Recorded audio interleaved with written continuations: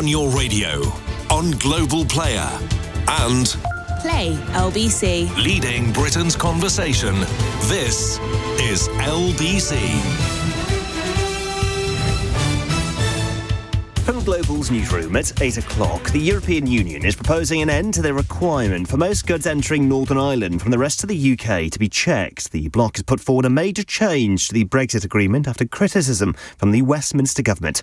Founder and director of TradeandBorders.com, Dr. Anna Jurjewska, has told LBC she expects talks between the UK and EU to go on for some time. So the EU's proposal talks about practical aspects of how the protocol will operate, customs formalities, SPS, so checks for plant and animal products.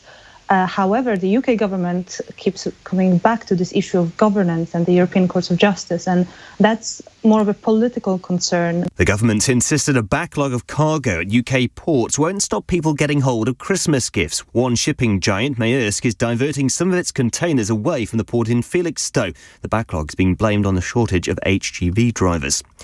A further 2 energy suppliers have collapsed as a result of surging wholesale gas prices. Pure Planet and Colorado Energy have now ceased trading. And Labour has called for the Leicester East MP Claudia Webb to resign after she was found guilty of harassing a friend of her partner's. Miss Webb currently sits as an independent after being suspended by Labour. The 56-year-old was accused of making a string of threatening calls to Michelle Merritt between 2018 and April last year. In the city, the FTSE 100 closed up 11 points at 71.41. The pound buys at $1.36 and €1.17. And the weather, cloudy with some clear spells across eastern and southern parts of the UK. Rain at times over the hills in the north and the west. Lows of 10 degrees. From Global's newsroom, I'm Dominic Ellis. This is LBC. From Global. Leading Britain's conversation. Cross Question. With Iain Dale. Hello and welcome to Wednesday's Cross Question. I'm Iain Dale. Over the next hour, we'll be taking calls from you on 0345 6060 973, so you can put your questions directly to our panel. With me tonight are Dean Russell, the Conservative MP for Watford. When I say he's with me, he's actually on Zoom. Oz Katerji is Middle East conflict journalist. Jonathan Liss is a political commentator. And Annabel Denham is from the Institute of Economic Affairs. If you'd like to watch us, you can do so on the Global Player, on the LBC YouTube channel, Facebook feed and the website at lbc.co.uk. Call 0345 6060 973. Tweet at LBC. Text 84850. Cross Question with Iain Dale. This is LBC. Right, a very timely question to start off with. Welcome to you all. Let's go to Anthony in Staines. Hello, Anthony. Hi, Ian. Hi, everyone. Are we heading for one of the most nail-biting couple of by-elections in decades? Well, there are possibly two by-elections coming up. There's definitely one following the sad death of James Brokenshire. That would be in Old Bexley and Sidcup, Ted Heath's old seat. And, of course, today with the news that Claudia Webb has been found guilty of harassment. Is it harassment or harassment, Jonathan? I'm useless. I keep harassment. Yeah, well, anyway, doesn't really matter, does it? So she's been found guilty. Now, if she's handed down a custodial sentence of more than 12 months, there would be an automatic by-election. If it's less than 12 months, then there would be a recall petition in her constituency, which I imagine would probably be successful. Now, that seat, it has been a relatively safe Labour seat. Keith Vaz held the seat before her. I'll actually look up the majority in a moment. I think it's around 6,000. So that could be quite an interesting one. Dean, let's go to you first. By-elections sometimes can be incredibly exciting, and other times they just sort of aren't. Why are some by-elections exciting and others not? Well, first of all, can I just pay tribute to James? He was a really genuinely wonderful man, and it's heartbreaking to know we won't see him in Parliament again. To answer your question in terms of by-elections, I think because they're a focus point, so it's for the whole nation to look at how seats will swing, what the electorate's going to do, how they're going to come out. And so from a party perspective, you want to throw all of your effort at it. And I think with any by-election, as these come up, it's an opportunity to reset out the stall, that you've been working on as a party, as a government in our case, and really sort of go for it. I personally love campaigning. I love elections and I love being out knocking on doors. And I think what's really powerful with them is that you really do get to hear what people are really thinking mid-term on the doorstep. And I think they're actually very powerful things, but it's incredibly, incredibly sad that we're going to have to no doubt do one soon for James's constituency, because he's sorely missed. And what do you make of this verdict today on Claudia Webb? She says she's going to appeal it, but from what the judge said, good luck with that. Do you think she should stand down immediately? Because this is one of those occasions when if it's somebody from the other party, you want them to stand down immediately. But if it's someone from your own party, often you say, I think we need to let the process take its course.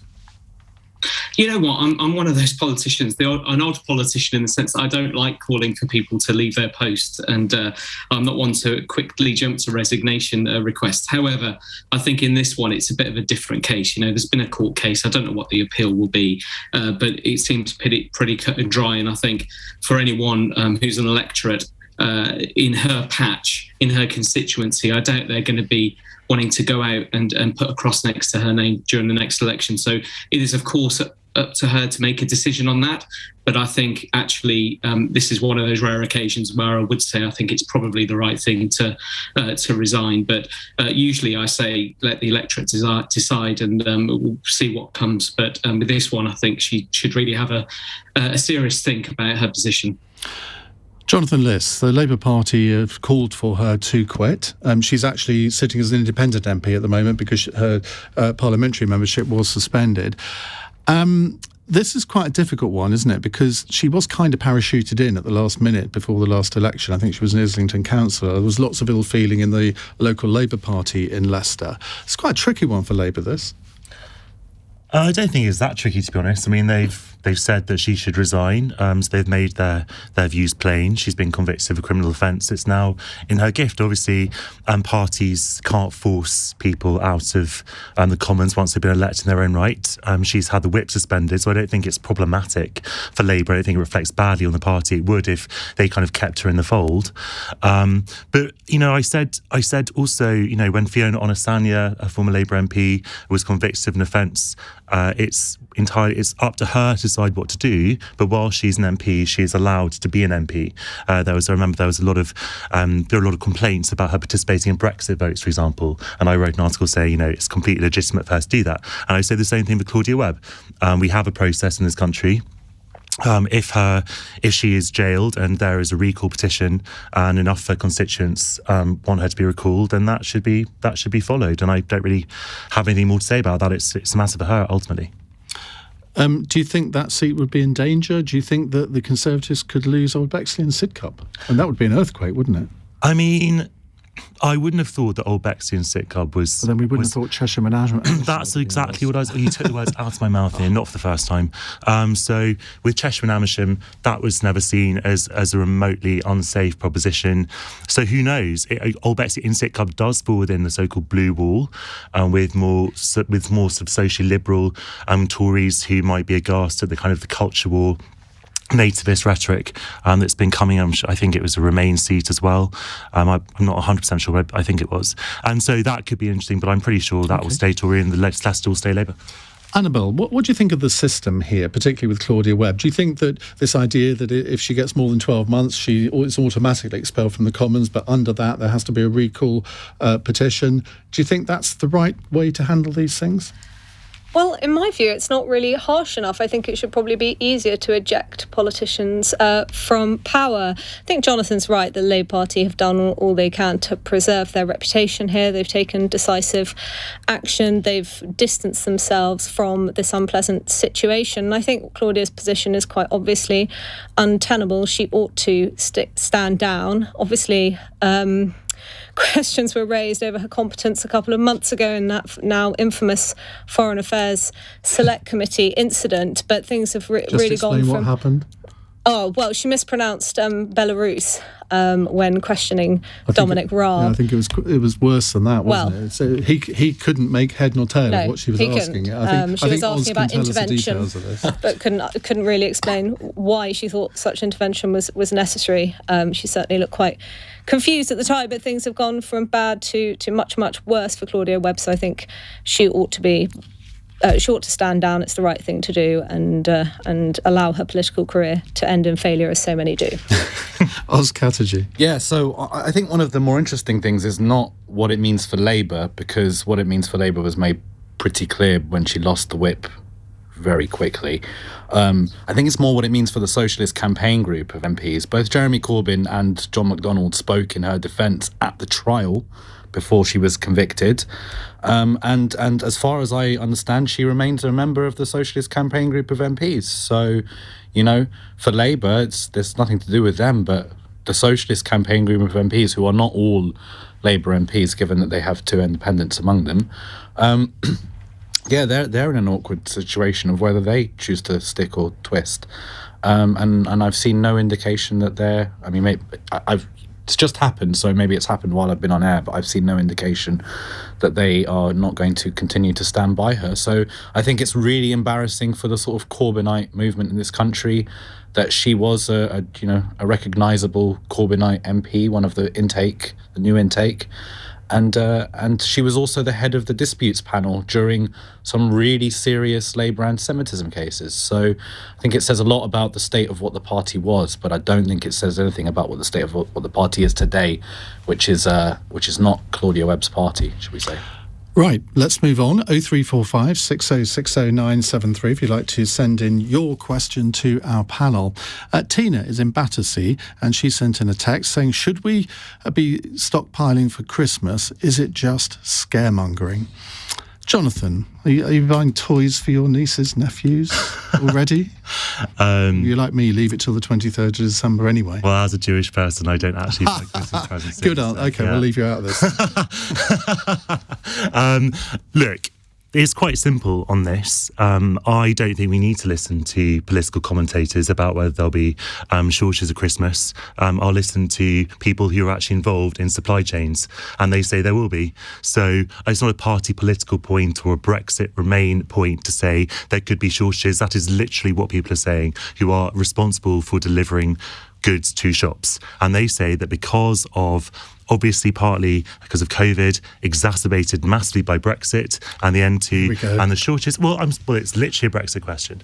No, it's not a Brexit question at all, because Joe Biden today has said there will be shortages in America as well. Are you attributing that to Brexit? Ian, the point is that there may be worldwide shortages, or the shortages in different polities. It doesn't mean they're always for the same reasons. In the same way, that because some bad thing has happened in America, it doesn't mean that the same things are causing a bad thing in Britain. How does toys coming in from China?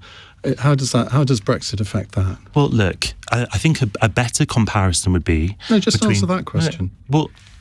Well, obviously, it requires... Well, it might not, if you're going straight from China to Felixstowe, which, by the way, is also clogged at the moment, partly because there aren't... It's not just HGV drivers. Also, these ports employed a lot of people from the EU. Many of whom have gone home. So it's not just... It's about workers in the supply chain. It's not just HGV drivers, coming from the EU. And so, you'd have to look at, are there going to be Christmas shortages in France and Germany, for example? If there are, then maybe you can say fine. So maybe Brexit isn't such a big issue here, but that remains to be seen. Germany is already facing. We had someone from the Chamber of Shipping on earlier who said that the ports of Rotterdam and Antwerp, they're also having some of these problems. So look, I'm not suggesting that Brexit has nothing to do with anything. I'm not saying it's. I'm not saying Brexit is everything either. You just said it's a Brexit question. I'm saying it's partly. When I mentioned Brexit and you said not Brexit, I said it's partly Brexit because obviously it's COVID. It's also Brexit. Right. I just love winding you up, Annabel. Well, like you say, Ian, they're now talking about having no turkeys for Thanksgiving in the US, which never joined the EU, and they have major supply issues in Germany that never left the EU. So I simply don't buy the argument that this is down to Brexit. It's quite obviously a consequence of the coronavirus But Germany isn't having petrol stations shutting, is it? Well, I don't personally believe that there was ever a crisis there. I think it was the media's own making, and the question was, should we be stockpiling for Christmas, or is it just scaremongering? I think the problem is in this case we're going to massively exacerbate the situation by going out and panic buying, just as we did with loo roll at the start of the coronavirus pandemic, and just as we did more recently with petrol. So I'm quite sceptical of the argument that it is because of Brexit. I think it's down to the coronavirus pandemic, the fact that we've rebounded more quickly, which is a good thing, than many were anticipating. And from possibly, a lower base. Yes, from a low base, undoubtedly. But when GDP is nearly back to where it was pre-pandemic, and that's certainly quite encouraging if you compare it to some of the OBR forecasts that we had earlier this year. So I think things are certainly moving in the right direction. Of course, COVID has exposed the fragility in some of our supply chains and the downside, arguably, to this global interconnectedness. But in many areas, they've remained quite resilient. So I think we are going to have shortages in the coming months. I think it's inevitable. I don't think it's down to Brexit, or if it is, then it's a very small part of the problem that we're facing. Sorry, can I just ask you, do you not accept that there is a shortage of HGV drivers in this country? I mean, that's 10,000, or more, in fact, HGV drivers from the EU have, they're no longer here, and there must be reasons for that. Well, yes, but a lot of people weren't able to come to the UK over the course of the coronavirus pandemic due to lockdowns, not down to Brexit. I'm not saying there won't be consequences of free movement. I happen to think that it was a great shame that we lost free movement of people when we left the EU, but not just economically speaking, but also in terms of social integration. However, we've now got a backlog of about 50,000 applications for HGV licences. If the DVLA was able to clear that would offer part of the solution to this problem. But I think when it comes to lorry drivers, the problem is that the barriers are quite high. It's expensive, takes quite a long time to train, and it's not a lifestyle that would appeal to everyone. So I think this problem was coming down the line. It'd be quite nice if there were some female Brexit. HGV drivers, but if you've ever been to some lorry parks in this country, you probably many women wouldn't even consider setting foot in them. Oz? Yeah, I have to, come out with this. I was a full-blown Remainer, but I think a lot of people who supported Brexit feel very defensive over. Look, we've all accepted Brexit has happened. It's long gone. No one is thinking that we can undo all of that. But it's fair to say, just the facts are we've got a labour shortage, not just an HGV driver shortage. We've got a labour shortage in this country, and that was down to freedom of movement. It's not a Brexit question. It's a free movement of people question.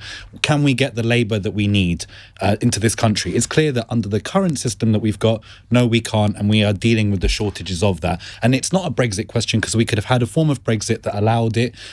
It's a question of what this government's priorities are, and what this government's priorities are clearly, if you're Priti Patel, immigration above everything seems to be the biggest, ideological priority for this government, even if that means shortages, supplies, whatever, as long as we have got all our chickens in order, with the policies towards stopping immigration. What do you make of the fact that this week it was announced that we've got the highest ever job vacancies, 1.1 million? Yeah. So there are lots of jobs to go around. But normally we would be thinking it's good that there are so many vacancies. But we didn't have a massive unemployment. We didn't have a massive unemployment crisis, before. But we want people saying loads of people are out there, can't get work. The problem is people are working, and the money that they're earning from that work is not enough to sustain their lives in some. That's a bigger problem, and it's a bigger problem for a Conservative government that can't deal with businesses paying their people adequately. I'm sorry, we have these polls about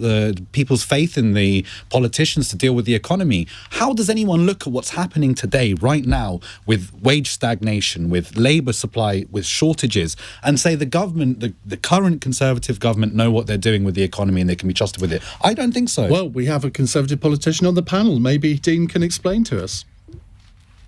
Well, for starters, I think a lot of this is very much down to the global supply chain, and we can definitely cover that. But what I would say, I've got a personal view on this. So my dad was a HGV driver, and when I was younger and I was a kid, and every summer I'd go out in the HGV in the lorry with him, and we'd have a great time, and it was a really noble job.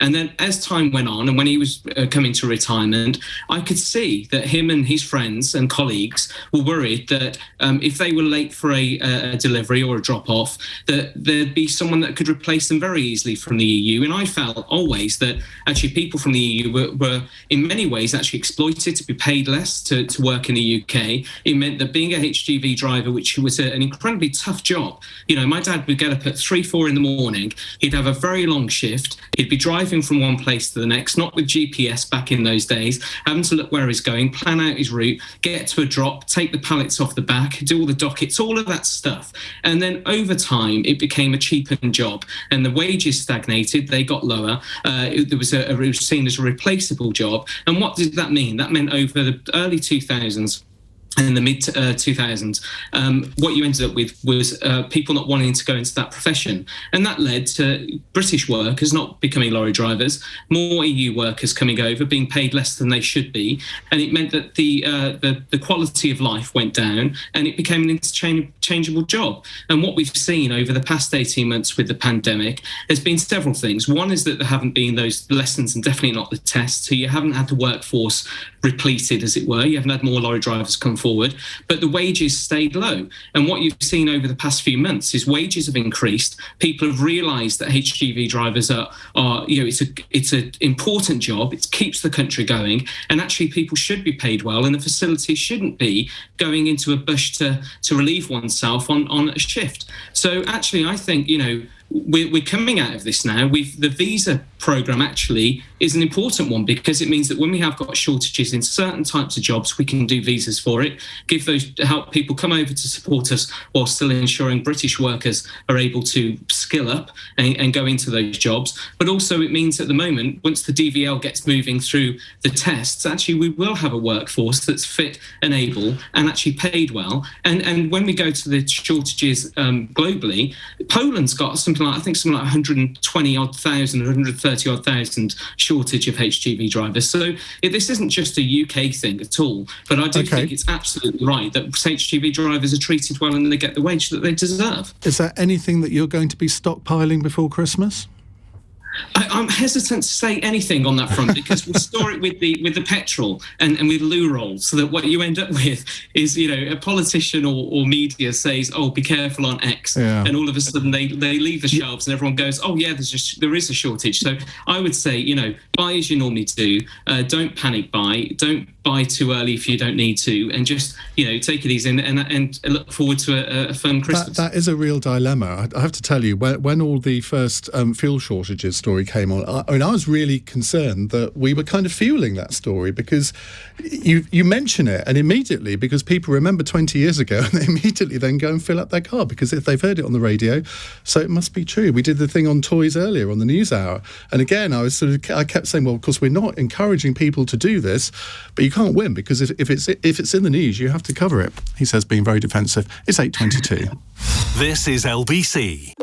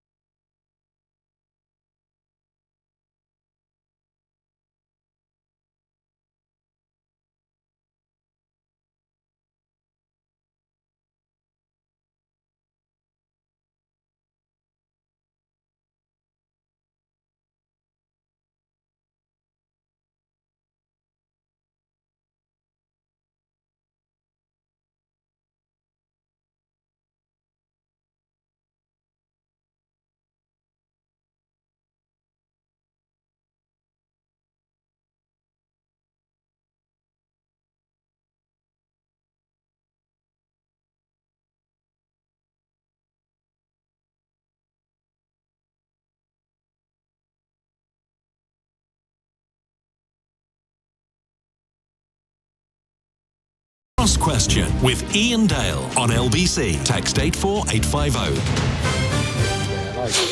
It's 8:25 on LBC. If only you could have heard that discussion that we just had. Probably best not, though. 0345 6060 973 if you'd like to ask our panel a question. We have the Conservative MP Dean Russell on the panel, Oz Katerji, Middle East conflict journalist, Jonathan Liss, political commentator, and Annabel Denham from the Institute of Economic Affairs. Let's go to... No, it's another text from Bruce in Hull. 2 more energy companies have gone to the wall today. Should the government do more to intervene? Now, the EU have come up with some proposals that they've sent to member states, urging more state aid and 1 or 2 other things, which I think most countries are considering or doing anyway. Annabel, what do you think government should do in this situation? Because you're from a free market think tank, but are there not occasions when the government does have to step in, looking to the long term rather than just the short term? The issue I have with this, Ian, is that the major problem we have in our energy market at the moment is a consequence of years and years of massive over-interference by the government, to the point where Dieter Helm, the energy expert, said actually no single individual is able to even understand it. It's a bit like the NHS. No single individual seems to be able to grasp the modern its scale. Schleswig-Holstein question. 3 people understand it and 2 of them are dead. So I think this, that has made us extremely vulnerable to seasonal factors, and that's led to reliance on gas. We've got a government that's fixated on net zero, which undermines the affordability and security of supply in our energy system. But at the same time, we have these subsidies, we have the energy price cap, and so it's got this very confused policy with oft conflicting objectives, and it's left our energy market as an unholy mess. So I feel pretty trepidatious about the government stepping in to bail out companies, to issue loans to businesses which may be unviable, to fix a problem that is of the government's own making. Oz. Yeah, I've come at this from a different position, from taking a more free market position in the past to now, thinking that Corbyn may have had a thing or 2 to say about this that was actually quite correct. I think nationalisation is a very real, feasible way of dealing with this issue. I mean, the issue is, can the government be trusted to run an energy company? I don't know if this government could be trusted to run pee up in a brewery, but at the end of the day, we can't afford to let energy companies collapse and then leave people without, vital services. The nationalisation point is an interesting one, because if we think back to the early 1990s when all the energy companies were privatised, big part of the reason for that was that the state, the taxpayer, didn't have the money to invest for the future. Yeah. So it was thought that bring in the private sector and you will get the investment. And that happened in water, railways as well. Now, you can make an argument that none of those privatisations has worked particularly well, but the investment has come in. Sure. At the end of the day, I think it's the sort of what it means for the consumer. What I worry, my fear of nationalisation, is that the government runs a company into the ground and then the public picks up but look, if the public are going to pick up the tab anyway to bail out energy companies, then we might as well take them into public control. I don't think that public ownership of state facilities, state services, is this massive left-wing thing. I think it works very well within a capitalist society, a capitalist economy, as long as it's done right. It's about the competence of the people in charge, and that's the part I have a problem with. So, I'd quite like to see this government ousted, no offence, and some competent people brought in to do something like that and to nationalise the energy companies. And, hopefully it doesn't. I could be wrong about that. I was wrong about thinking the free market would work for them. They've collapsed anyway. So, Go on, Annabel, you want to come back? Well, it's just that it wasn't a free market. It was a free market for about a night, and then the government started interfering in the market. But we don't have a completely... led to a lot of the problems that we have at the moment. In 2017, free marketers were urging the government not to implement an energy price cap, but the government did it anyway, and that is, partly to blame from the fact that now energy companies are disincentivised from taking on new customers. Isn't part of the problem, though, that Ofgem, the regulator, has got no teeth at all, and it's completely failed as a regulator? I mean, yes, I think that there are serious questions to be asked over Ofgem's competence. And of course, the way that it's looked at energy prices means that it hasn't really forecast the problems that we're going to see, if not this winter, then in early spring. So it's prevented companies and individuals from being able to prepare for the winter of discontent ahead. Dean Russell, it's been a pretty unedifying week for the government in this area, with the Chancellor basically calling, or the Treasury calling, the Business Secretary a liar. Do you not think that they should have got their act together in actually having a uniform message here, rather than coming across as, well, just not one hand not knowing what the other's doing?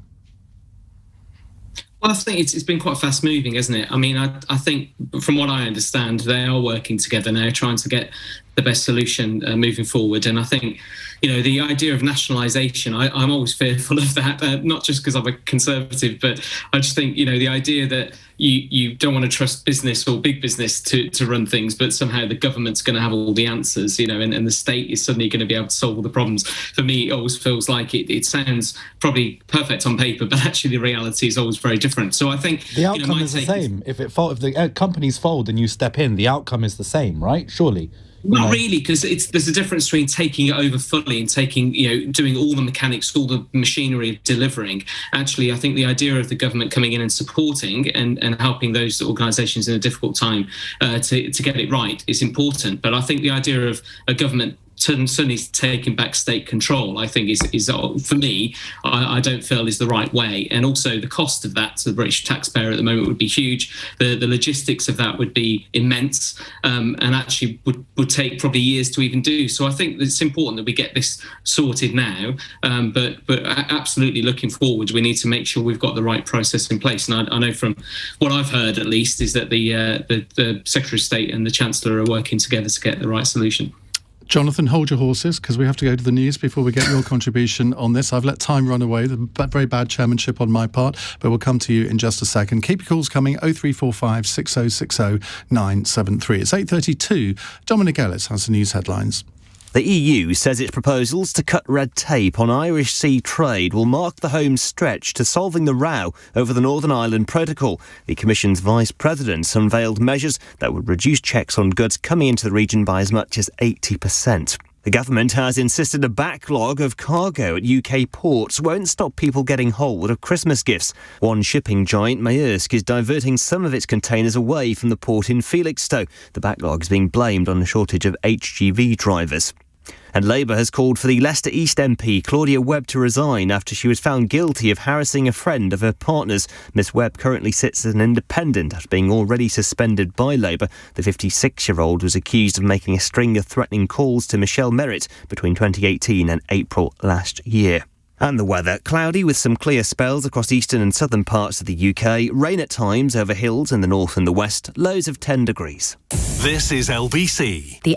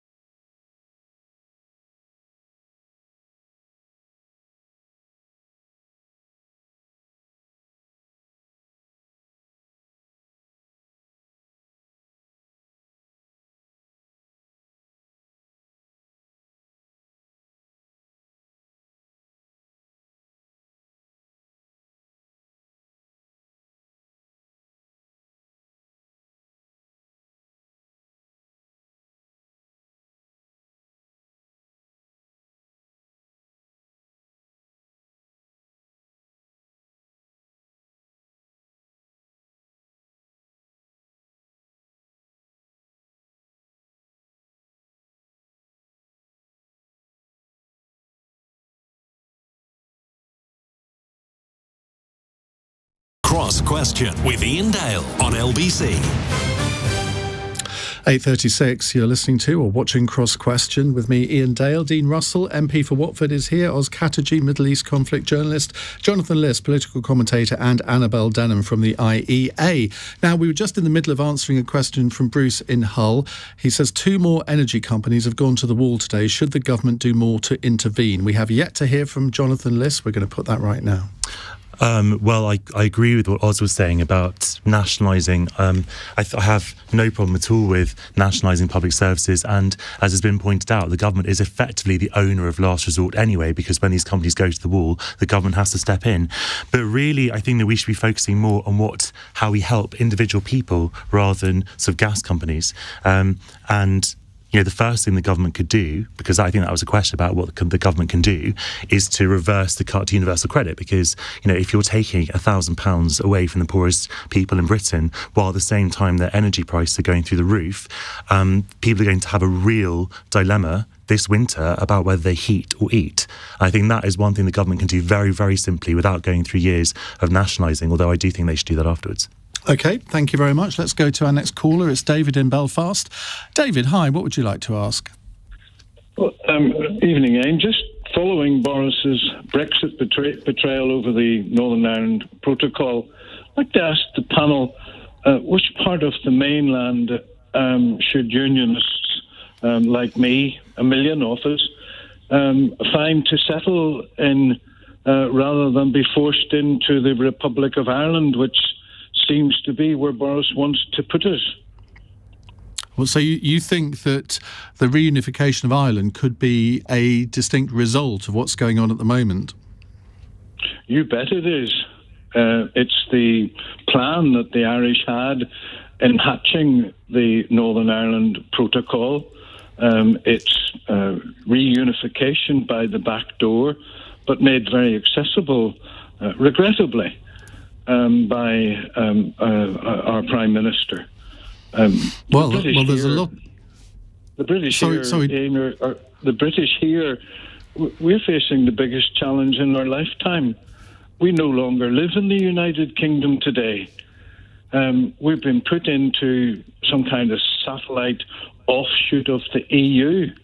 That's who's going to make our rules. That's the courts that we're going to have to be answerable to. And that's who's going to dictate who we do business with. Right, let's go to our panel. Dean Russell, David obviously feels betrayed by what he calls the Boris Brexit betrayal. Yeah, and I'm sorry he feels like that, but I genuinely don't believe that's the reality or the intention.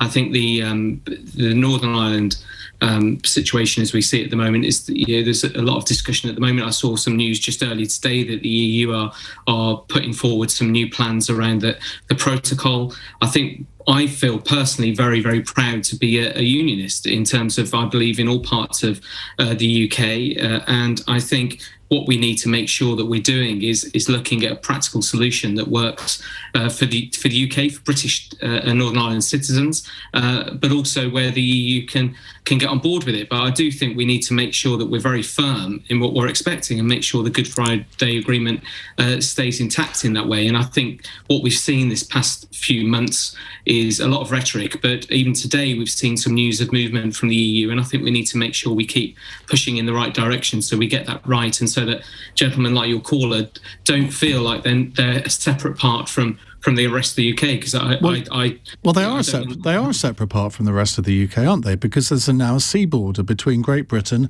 and Northern Ireland, which Boris Johnson said would happen over his dead body. So you can understand why David feels betrayed.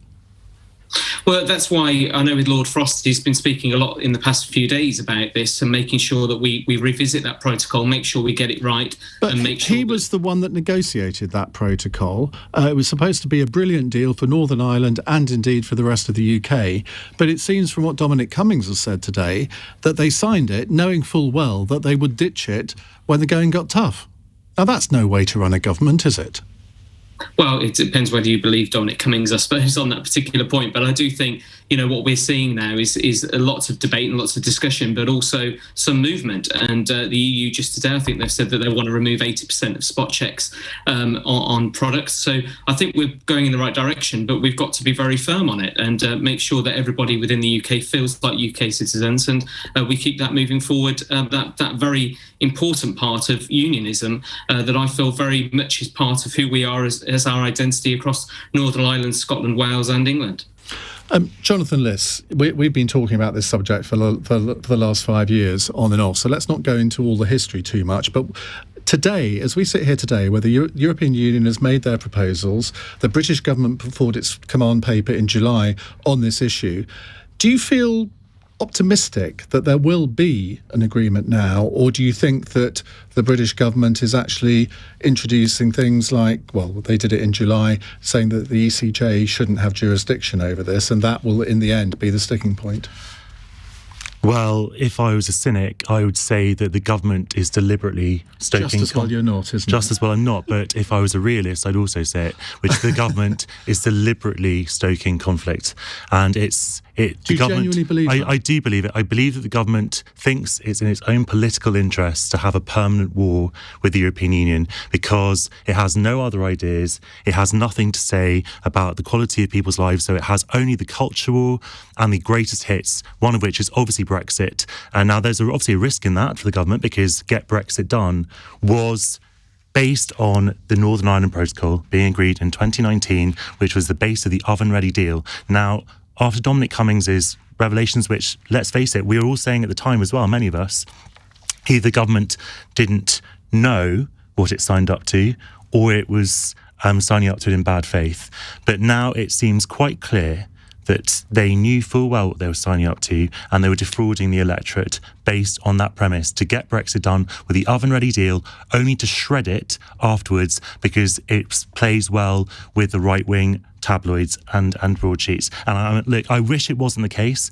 I hope there'll be something. But are the proposals that the EU put forward the EU today has a basis for discussion? Absolutely, they are. Look, the EU has been very, very reasonable. Obviously, there are problems with the GBNI there, and there are clearly situations where that can be de-dramatised. So, I think that Remainers don't want there to be problems here. I don't think Remainers would be only too happy if there was some kind of solution that would be happy to all sides. So, of course, in some situations like having medicines going from GB to NI, no one could have a problem with that. If there are things desperate for Northern Ireland, but that's why they are coming to the table. They are negotiating. What I fear is that the UK government is just trying to goad them. They want the EU to say no so they can generate a whole row. So they just bank what the EU offers and then ask for more. So, the ECJ is a totally ludicrous idea. If the UK... No, I'm sorry, Iain. If the UK government was so adamant that the ECJ should have no oversight over the Northern Ireland Protocol, they should not have agreed to the Northern Ireland Protocol. I completely accept that. That is a fundamental point. There is a compromise there, isn't there? Because the deal that the EU has with Switzerland, there is an intermediate arbitration stage before it goes to the ECJ, so there ought to be some room Well, okay, fine, but the ECJ still has a role, and obviously Switzerland has a very different agreement. It involves free movement of people, for example, and the EU has been adamant from 2016 that it would not negotiate Brexit on the same basis as Switzerland because it hated that. Right. But the point is that if the UK wanted Switzerland, it should negotiate Switzerland. It agreed to what we have now. Oz? Yeah, I don't want to hit over the same points that you've raised. Lots of this is constitutional stuff, lots of this stuff in the air, lots of this is stuff that can be worked out. But I think what David from Belfast is really concerned about is the future of what he considers his nation. And the state of it and where it's heading towards philosophically and politically. And I think that, if you look back over the very recent history, Britain's membership of the EU wasn't a huge public issue in 2012 or 2011. It wasn't a Tory party, but you saw from the polling, as soon as it became an issue that we were going to go to a referendum, suddenly it was not only... it wasn't just a fantasy idea pushed by the political right. It was suddenly an idea that lots of people, in fact, the majority of voters, thought was a good idea and we should go for it. So I think that there is a real possibility that there is a reunification of Ireland, that there is an independent Scotland, that these are things that might happen in our future. And I think that the Conservative Party bears a lot of responsibility for, lots of these things were decisions the Conservative Party made. As Jonathan correctly pointed out, they signed up to everything they've done right now. And if they've made life more difficult for them, and they've done it because they swindled the electorate, essentially, by promising them one thing and giving them another, which everyone said was what they were doing. And then we were called that we was Project Fear or Ramonas or, at the end of the day, there is a big philosophical question coming for Ireland now, and it's a question for the Irish people, not just in Northern Ireland, but the wider in the Republic of Ireland too. This is a question that they have a right to be asked and to answer, and I think this is. I don't know if there are any easy answers. I don't think Brexit has solved anything. I think it's opened up totally new questions, and I think we're only beginning to see the impacts of what those answers might be down the line. Annabel, if I could ask you to be quite concise on this. Yes, of course. Concisely, I think that Oz and Jonathan are being quite negative on a day that has seen movement. Yes, there will still be checks, but there will be fewer checks. I think that people are now taking Lord Frost seriously. They said that the Northern Ireland Protocol was done and that we needed to deal with it, but he's managed to reopen negotiations. The EU is budging, which people did not believe it would. I would like to see us move towards the solution that was set out by Lord Frost in the Caban paper in July. It's a pragmatic and liberalising solution, and that the same cannot be said of the Northern Ireland Protocol. But I think a dose of optimism and perhaps, looking forward to the future rather than focusing on the past and battles fought over the last 5 years is needed. Great stuff. We'll take more of your calls in a moment. 0345 606. Sorry? No, I thought you'd missed one percent, but no. I'm not that incompetent. Actually, I did do that last week. Somebody. It's 8:48.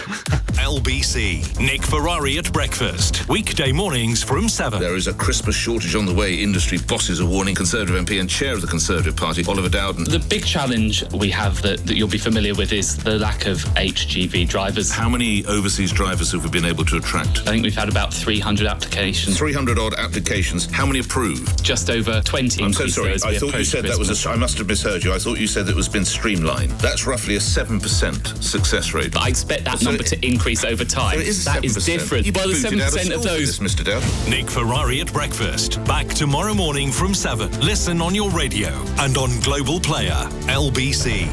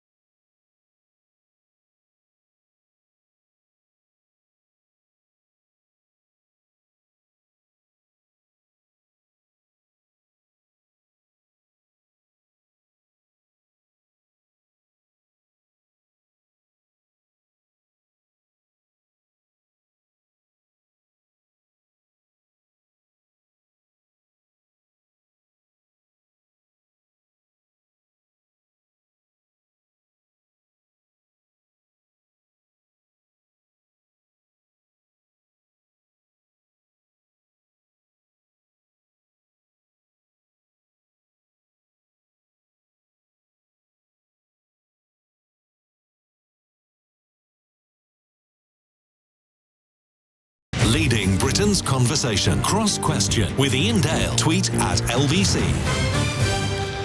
8:52. Now, if you haven't had enough chatter about the Northern Ireland Protocol, we're going to be doing a whole hour on it after 9, so do stay tuned for that. And I particularly want to hear from people in Northern Ireland on that. 0345 6060 973.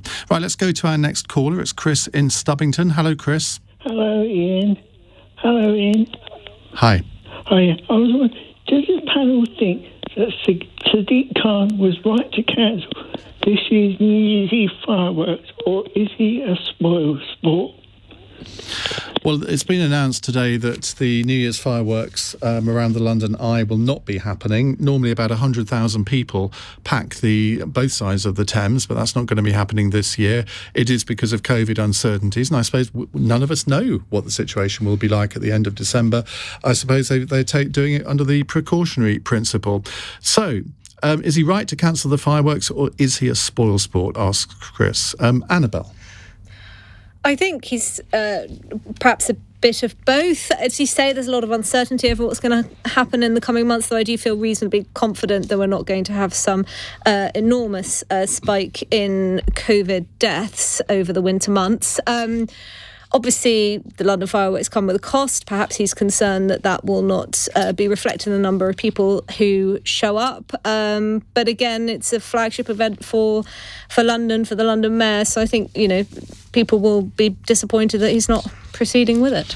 And I suppose they would have to make that decision now, because you can't just make fireworks in 5 days before New Year's, I guess. Oz? Yeah, I have sympathy with Sadiq Khan with this, because I don't think this would have been an easy decision for him, and there are very few events that really that the mayor gets to kind of have put on a show for people, especially in the last couple of years. I think it's something that we could probably all do with, but I think there are genuine health concerns, especially heading into winter. We could not just see a spike of, COVID, but other flu-related illnesses and so on that could,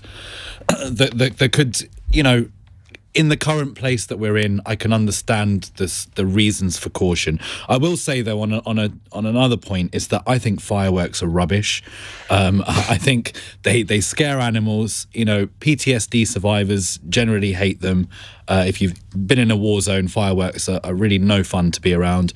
And I feel no sadness whatsoever that this has been cancelled. I'm perfectly happy to say it, but this is why I'm raising it, because my perspective is it's crap. I don't really care anyway. So it's quite spectacular to watch, though. It might well be, but from a personal perspective, I don't feel a great loss that it's gone. Because and the more cautious side of me saying for COVID, yeah, fair enough. But spoil sport, it's not spoiling my fun. But I feel sympathetic to the Mayor of London, but given what's happened in the last couple of years, maybe wait till next year to push the boat out. I have sympathy with what both the other panellists have said. I think that obviously you need to make decisions. We don't know what's going to happen this winter with COVID. But on the other hand, at the moment, Britain is open. That seems to be being managed to what most people think is an acceptable level, although obviously cases and deaths are still far too high. But I don't think it would have been a terrible decision to proceed with them. And if there was obviously going to be a lockdown, worse things in the world have happened than having to cancel a fireworks display at short notice. So I kind of think that on balance, I would have made a different decision. Is my memory playing tricks on me? But I'm sure there was a firework display last year. It's just that people couldn't go and watch weren't allowed to go. Yeah, I think so, I don't know whether they're going to do that again. Major Tom, he was in lights. Yeah. Now, Dean, how does one celebrate New Year in Watford?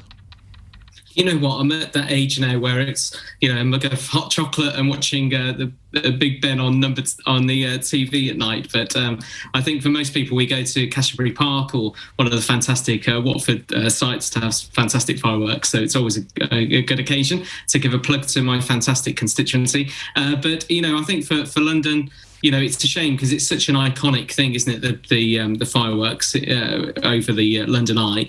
But I do think we have to be cautious still as we come out of COVID. But I think it would have been quite nice. I hope there's some fireworks, and it would have been nice to perhaps more socially distanced invite so that it doesn't get as crammed as it normally does every year. But I'd love to see the reasoning why it was cancelled. But if it was for medical grounds, as it were, and scientific grounds, then fair enough. But I think it'd be a shame to not have some fireworks over the London Eye this year. Right, our final text question at the end of the programme. Jacob in Liverpool says, Robert Webb has sadly had to pull out of Strictly. Who should replace him, and why should it be Iain Dale?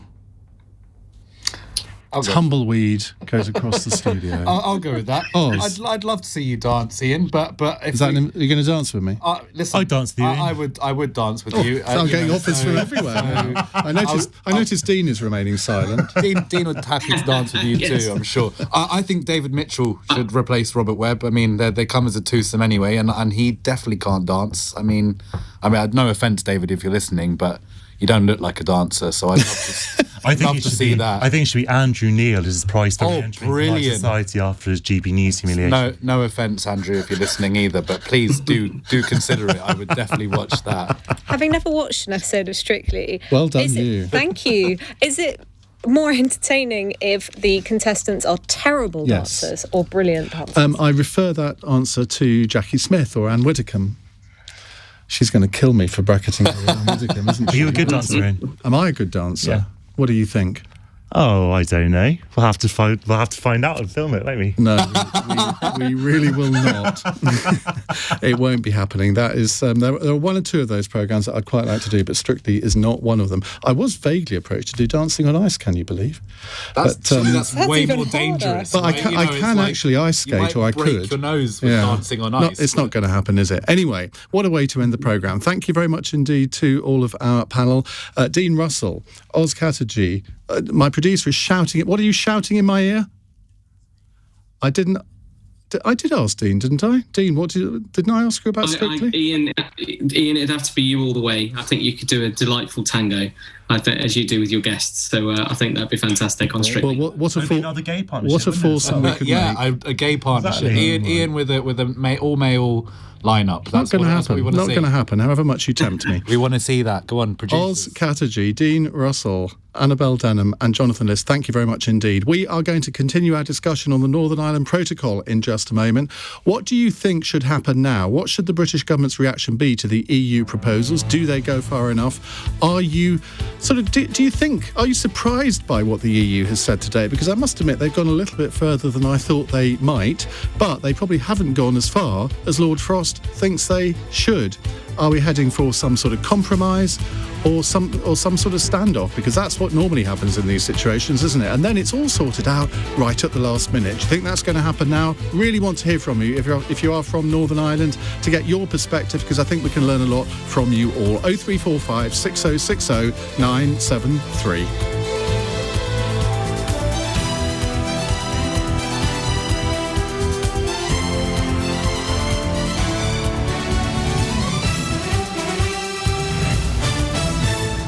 On your radio, on Global Player, and Play